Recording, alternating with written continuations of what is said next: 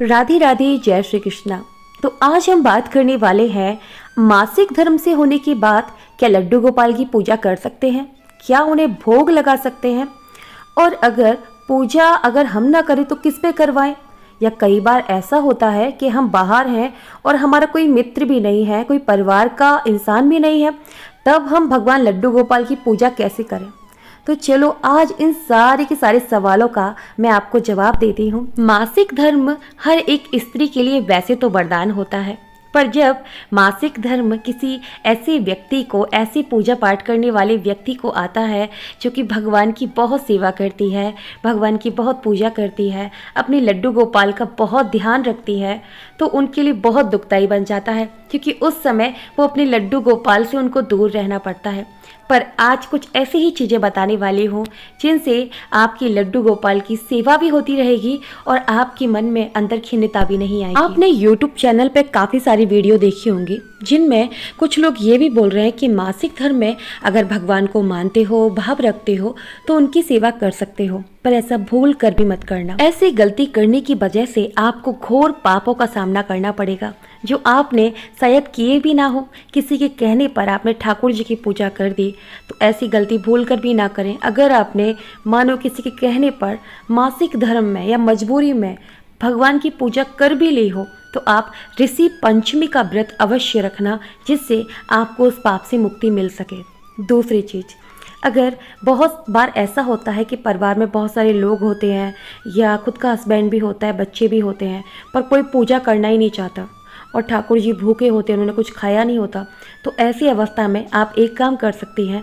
आप अपने पति या बच्चों से बाहर से कुछ भी, मानो फल मंगा लिए भगवान के लिए, हलवाई से कुछ सामान मंगा लिया, पकौड़ी कचौड़ी जो भी, उससे बच्चों से ही भगवान का भोग लगवा दो या परिवार के किसी व्यक्ति से भगवान का भोग लगा दो और उनकी पूजा, भले उन्हें निलाओ मत, अगर कोई नहीं निला सकता, पर उन्हें भोग लगा दो। पर अब बात करते हैं उन लड़कियों के विषय में जो अकेली रहती हैं, उनके साथ कोई भी नहीं है, फ्रेंड भी नहीं है, या आसपास का माहौल ऐसा है जो मजाक बनाने वाला है।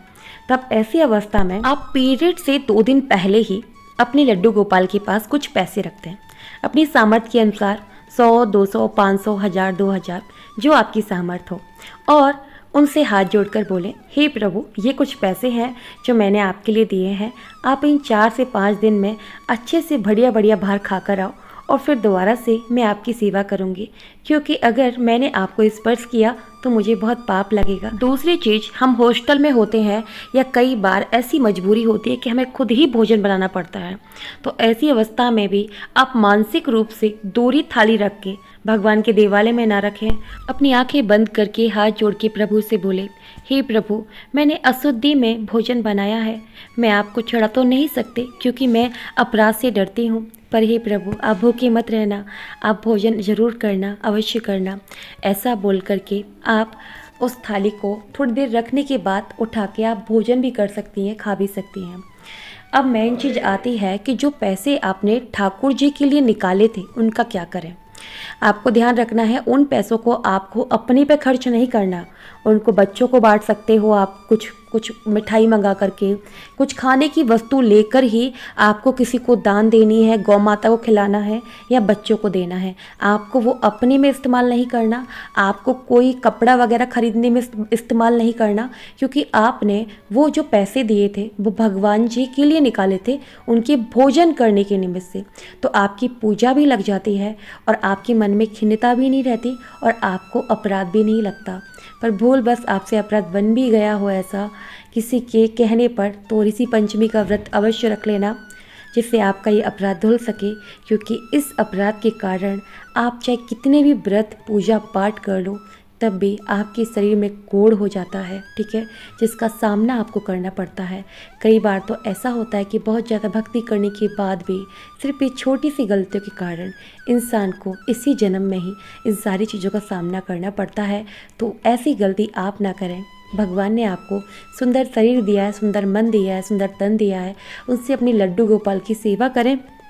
एक और विशेष चीज़ जो आपको बताना चाहूँगी, कई बार लोग क्या करते हैं, पीरियड के टाइम पर अपने जो ठाकुर जी होते हैं वो दूसरे किसी फ्रेंड को दे के आ गए या किसी अड़ोसी पड़ोसी को दे के आ गए, जिससे कि वो मासिक धर्म में दूसरा व्यक्ति पूजा कर ले और उनकी ठाकुर जी की पूजा होती रहे।